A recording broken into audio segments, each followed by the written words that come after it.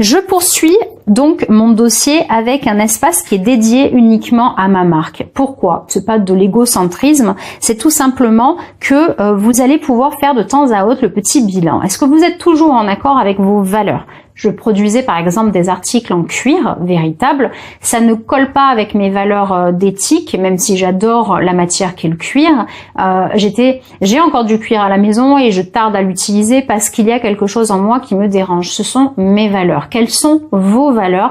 Quels sont les points sur lesquels vous ne transigerez pas? Je sais pas si ça se dit ça. Vous me direz. Donc, parlez de votre marque, savoir d'où vous venez, où vous voulez aller, quelles sont vos transformations. Par exemple, j'étais plutôt connue pour la gamme enfant, et puis je pars sur une gamme qui est adulte. Donc voilà, il y a une transition à faire et elle n'a pas été facile. Je vous avouerai qu'elle a mis quasiment plus de 3 ans pour vraiment être opérationnelle. Ce jour où je me suis levée et je vous ai annoncé un peu sans acte prémédité, bah là j'arrête. Voilà. Donc je vais mettre à l'intérieur des petites photos imprimées, donc c'est sur du papier photo, mais vous pouvez le faire sur des feuilles normales, qui reprenaient les couleurs qui me parlent vraiment. Vous avez remarqué que j'aime le turquoise, j'aime le rose, j'aime le jaune, j'aime les couleurs qui sont assez dynamiques. C'est vraiment quelque chose qui m'attire, même si j'aime absolument toutes les couleurs, c'est une catastrophe pour mon porte-monnaie. Voilà, donc je vais reprendre un petit peu des choses comme ça qui me parlent, des sortes d'inspiration où je me dis ah là là qu'est-ce que c'est beau, j'adore, etc. Et c'est vraiment, ça colle avec mon univers. Donc constituez-vous un petit fichier comme ça de ce qui vous parle. Je vais pas rentrer dans les dossiers vachement plus carrés sur je sais plus comment on appelle ça, j'avais le nom, où vous faire un dossier avec les couleurs que vous utilisez, les polices, etc.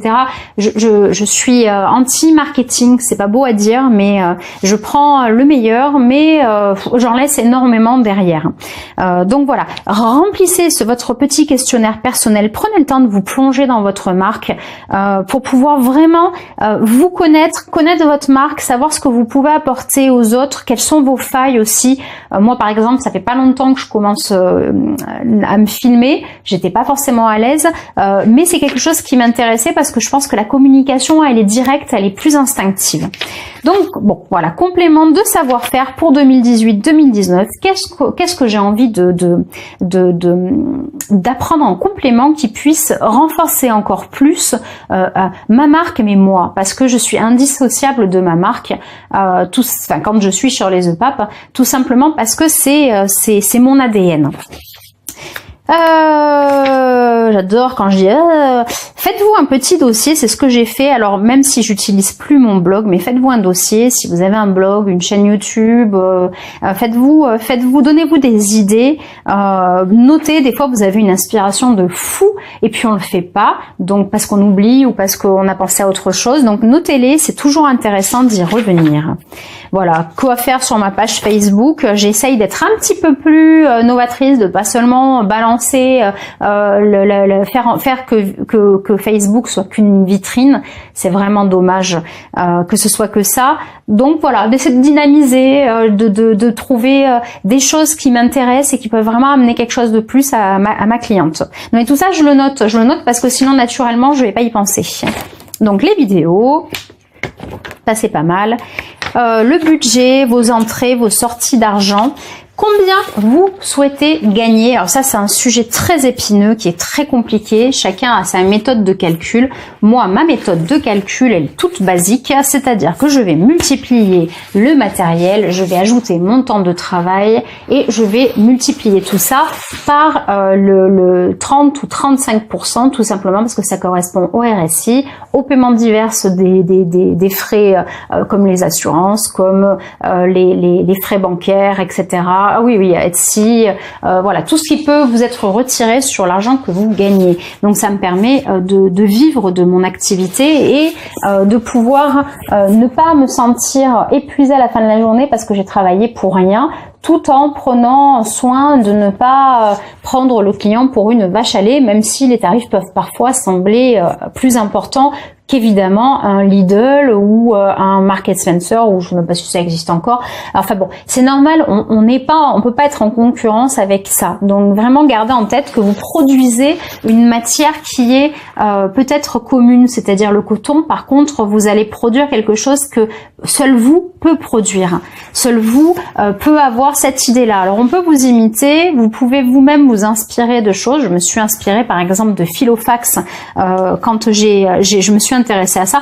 Tout simplement parce que c'est mon premier planeur, c'est là où j'ai eu le coup de cœur. Et je me suis dit, qu'est-ce que moi je pourrais apporter de plus, ou en tout cas avec ma touche, mon ADN.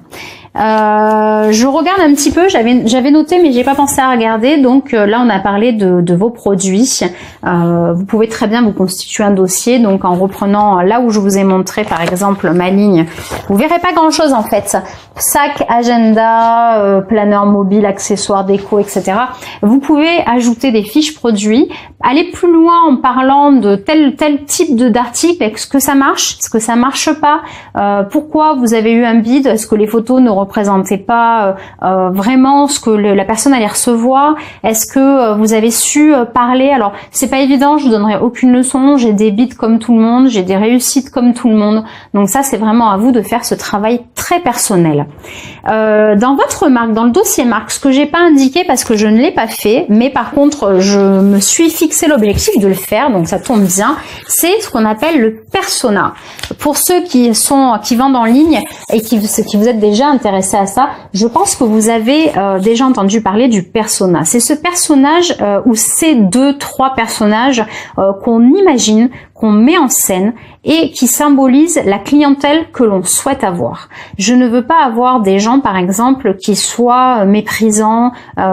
Donc, la manière de communiquer ne sera pas la même. Je n'ai pas envie de proposer du cuir, comme je le disais tout à l'heure. Donc, forcément, j'aurai une clientèle qui va peut-être plus être comme moi, intéressée par l'environnement et qui va aller dans ma démarche. Voilà, essayez de faire ce portrait type, donnez-lui un nom, donnez-lui une situation, paraît-il qu'il faut lui donner une ville, enfin vraiment il faut détailler. Je l'ai déjà fait il y a quelques années, je l'ai fait une fois et ça avait été assez spectaculaire parce que je vous cache pas que j'avais pensé très très fort à 2 clientes très en particulier. Je crois que je l'avais dit à l'une d'elles d'ailleurs. C'était exactement la cliente que je voulais et que je suis encore et qui me suit et que j'adore. Et pour moi, c'est exactement ça que je voulais, cette personne-là que je voulais atteindre parce que ça collait. Et en fait, croyez-le ou pas, le jour où j'ai fait ma fiche suite à ce fameux persona, c'est elle qui ne m'avait pas acheté quelque chose, je crois, depuis peut-être 1 an. C'est elle qui m'a acheté le produit suivant avec la fiche que j'avais réalisée en gros pour elle. Et j'ai trouvé ça spectaculaire et je crois que ça m'a un peu fait peur, je vais pas vous le cacher, et j'ai arrêté de le faire, ce qui est très bête. Et ce serait pas mal pour moi d'y revenir et je vous conseille vraiment de faire votre persona. Ça vous permettra de savoir à qui parler, ne pas être trop généraliste. On ne pourra pas plaire à tout le monde, on ne pourra certainement pas coller aux besoins de tout le monde. Certaines personnes ne mettront jamais plus de 15 € dans quelque chose que vous proposez à 60. C'est normal, voilà, c'est simplement des atomes crochus, mais version B2B. Je sais pas si on peut dire ça comme ça, mais je pense que vous me comprendrez. Je tourne un peu. Qu'est-ce que j'avais noté sur mon nouveau cahier? Je suis un drame, hein, j'adore. Bon, j'ai grillé l'autre, ça y est, il n'y a plus de pages, donc j'ai racheté celui-là. Matière à envisager, budget pro. Ah oui, les mots, vos codes. Alors j'en avais déjà parlé quand on a parlé du planeur la première fois. Notez vos codes d'accès toujours en codé.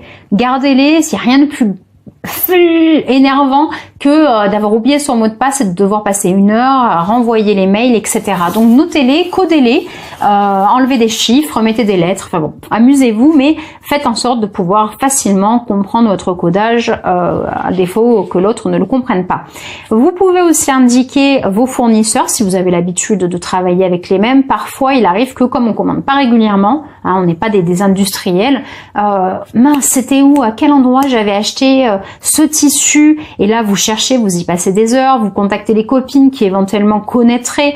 Voilà, donc notez vos fournisseurs, ça peut être pas mal, surtout quand c'est des fournisseurs qui ne sont pas situés en France et qu'on a plus de mal à retrouver avec les mots-clés, donc anglais, français, espagnol, etc., portugais. Donc on a parlé de l'avenir.